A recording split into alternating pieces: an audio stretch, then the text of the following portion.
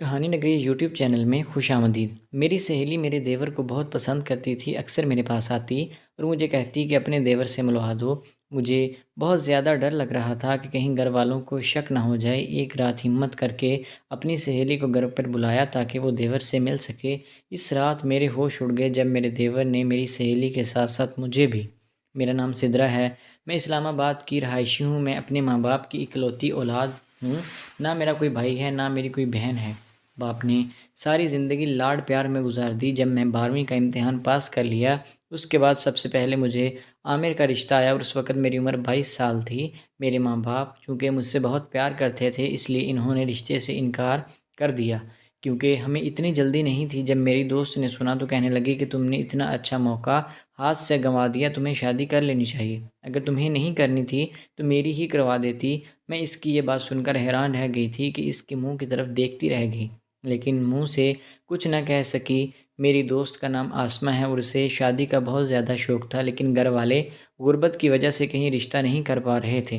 دن رات، ہفتے، مہینے اور سال ایسے ہی گزر گئے تھے اور میری عمر 26 سال ہو گئی تھی اور اس وقت میرے والدین نے میری منگنی کر دی تھی۔ جب میری منگنی ہوئی تو اس کے بعد آسمہ چپ سی ہو گئی اور بہت چپ رہنے لگی، اور اب وہ میرے گھر میں ہی بہت کم آیا کرتی تھی، اور میں اگر اس سے فون پر بھی بات کرتی اور اکثر فون پر بات کرنے سے منع کر دیتے تھے۔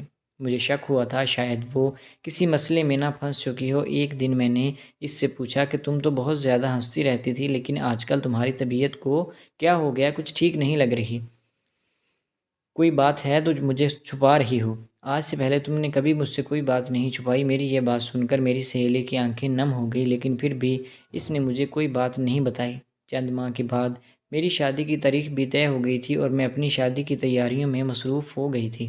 شادی کی تیاریاں اتنی زیادہ تھیں کہ مجھے ایک بار بھی آسمہ کا خیال نہیں آیا، حالانکہ مجھے کہتی رہتی تھی کہ میں تمہاری شادی کی شاپنگ خود کروں گی۔ لیکن جب یہ حال ہوا کہ اس نے شاپنگ کروانا تو دور کی بات تھی، وہ میرے ساتھ بات بھی نہیں ٹھیک سے کر پا رہی تھی، اور جب بھی میں اسے فون کرتی تو اس کا نمبر بزی ملتا۔ ایک دو بار میں اس کے گھر بھی چلی گئی تھی، آخر پتہ نہیں کیا وجہ تھی، لیکن وہ مجھے گھر پر بھی نہیں ملی تھی۔ جب یہ حالت دیکھی تو مجھے اس پر بہت زیادہ غصہ آیا کہ میری ایک اکلوتی سہیلی ہے، میں اس سے کس قدر پیار کرتی ہوں، لیکن اس کو میری شادی پر کوئی فکر ہی نہیں ہے۔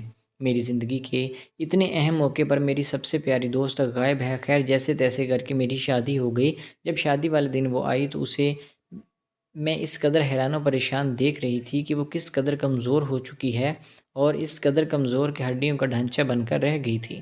میں نے اس سے پوچھا کہ کیا ہوا ہے تو رونے لگی اور مجھ سے کہنے لگی کہ ابھی نہیں، شادی کے بعد تمہیں بتاؤں گی۔ میں خاموش ہو گئی تھی کہ پتہ نہیں ایسی کون سی بات ہے۔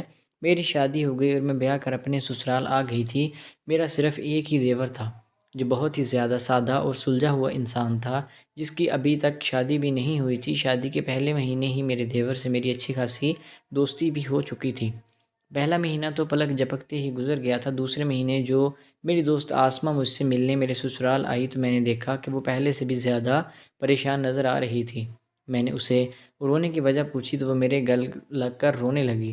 پھر اس نے بتایا کہ میری موبائل پر کسی لڑکے سے دوستی ہو گئی تھی، جس سے میں بے حد پیار بھی کرتی تھی، اور میں اس سے روزانہ بات چیت کرتی تھی، اور یوں محبت پروان چڑھتی گئی اور آہستہ آہستہ ہم دونوں ایک دوسرے کے بہت ہی زیادہ قریب آ گئے تھے۔ پھر فون پر بات سے گزارا نہیں ہوا تو ہم ایک دوسرے سے ملنے کا فیصلہ کر لیا تھا، اور بات ملاقاتوں تک جا پہنچی تھی۔ پہلی بار جب لڑکے نے مجھے گھر ملنے کا کہا تو مجھے گھر سے نکلنے کا حوصلہ نہیں ہو رہا تھا، لیکن چونکہ میں نے اس سے پیار کیا تھا اس لیے جیسے تیسے کر کے میں گھر سے نکل کر اس لڑکے سے مل لی تھی۔ یوں ایک ملاقات کے بعد دوسری، پھر تیسری، اور یوں ہم روزانہ ملنا شروع ہو گئے تھے۔ گھر والوں کو بھی ہم پر شک ہو گیا تھا کہ یہ کیا ماجرا ہے کہ روزانہ میں گھر سے نکل جایا کرتی ہوں۔ روزانہ ملاقات کی وجہ سے ہم ہر حد پار کر چکے تھے جس میں ہم لوگ گناہ اور ثواب کا تصور مٹا چکے تھے، کیونکہ وہ لڑکا مجھ سے شادی کرنا چاہتا تھا، اس لیے میں نے یہ سب غلط نہیں سمجھا تھا۔ لیکن اب حالات یہاں تک آ چکے ہیں کہ وہ لڑکا میرا فون بھی نہیں اٹھاتا اور اس نے میرا نمبر بھی بلاک کر دیا ہے، اور مجھے سمجھ نہیں آیا کہ میں کیا کروں۔ اس نے مجھے دھوکہ دیا ہے یا کوئی پریشانی میں مبتلا ہے۔ میں اس کو سمجھانے کی کوشش کی اور تسلی دی کہ جو غلطی ہو گئی ہے اس کو بھول جاؤ اور آئندہ ایک نئی زندگی کا آغاز کرو۔ پھر ہم بڑی دیر تک بیٹھے باتیں کرتے رہے اور اپنی پرانی زندگی کو یاد کر کے خوش ہونے لگے۔ اس کا موڈ بھی کافی حد تک بہتر ہو چکا تھا۔ اتنے میں میرا دیور بھی گھر سے باہر سے آ گیا۔ اس نے ہم دونوں کو دیکھا تو فوراً پلٹ کر جانے لگا، تو میں نے اسے آواز دی کہ آصف کوئی بات نہیں ہے، آپ اندر آ جاؤ۔ وہ یوں نظر جھکائے ہم لوگوں کے قریب سے گزر گیا کہ اندر جا کر بیٹھ گیا۔ میری سہیلی مجھ سے پوچھنے لگی کہ یہ لڑکا کون ہے؟ میں نے کہا کہ یہ میرا دیور ہے اور انتہائی شریف اور سادہ نفس انسان ہے،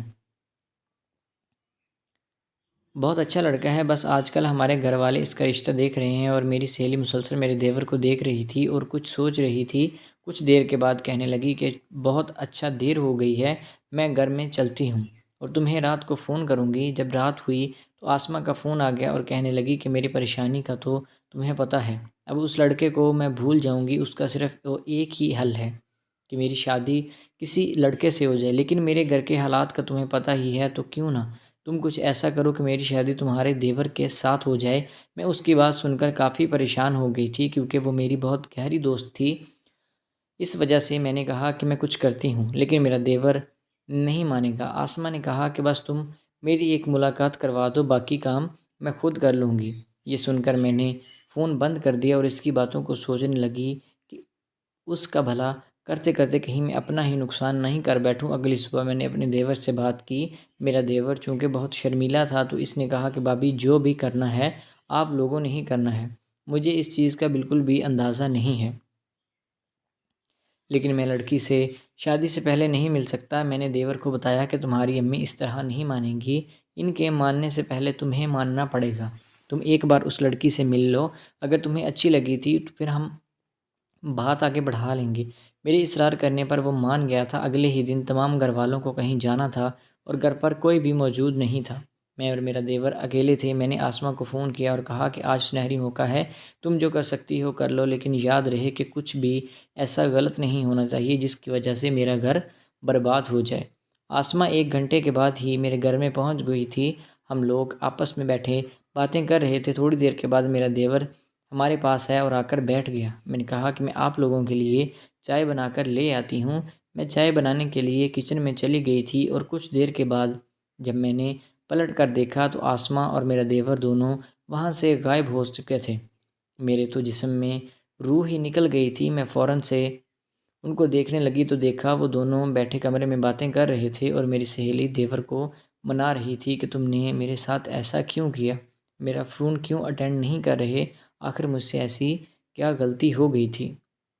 میرے دیور نے کہا کہ دراصل ہماری بات چیت کا گھر والوں کو پتہ چل گیا تھا، جس کے بعد میرے گھر والوں نے تم سے بات کرنے کو منع کر دیا تھا اور مجھے بہت زیادہ ڈرایا گیا تھا کہ اگر تم اس لڑکی سے بات کرو گے تو ہم لڑکی کو مار دیں گے، لہٰذا مجھے تمہاری زندگی کی خاطر خاموش ہونا پڑا۔ میں ان کی باتیں سن کر پریشان ہو گئی تھی کہ یہ لوگ کیا باتیں کر رہے ہیں۔ پھر آسمہ نے مجھے بتایا یہ وہی لڑکا ہے جس سے میں فون پر باتیں کیا کرتی تھی اور ہم لوگ شادی کرنا چاہتے تھے۔ جب شادی کے بعد میں تمہارے گھر آئی، میں نے اس کو دیکھا تو میری جان میں جان آ گئی، لیکن میں نے تمہیں کوئی بات نہیں بتائی۔ پھر یہی ایک طریقہ تھا جس میں تمہارے دیور کو تنہائی میں مل کر میں حقیقت کا پتہ لگا سکوں۔ میرا دیور اور آسمہ مل کر بہت خوش ہو گئے تھے۔ رات کو جب میرا شوہر گھر آیا تو میں نے ساری صورتحال سے ان کو آگاہ کیا، تو میرے شوہر نے اپنے بھائی کی خوشی کا دکھا اور رشتے کے لیے ہاں کر دی، اور 1 مہینے کے اندر اندر آسمہ میری دیورانی بن کر میرے گھر میں آ چکی تھی اور ہم لوگ بہت ہی زیادہ خوش تھے، اور ہم دونوں سہیلیاں ایک ہی گھر میں ساری زندگی گزاریں گی اور ہماری دوستی ہمیشہ ایسے ہی قائم رہے گی۔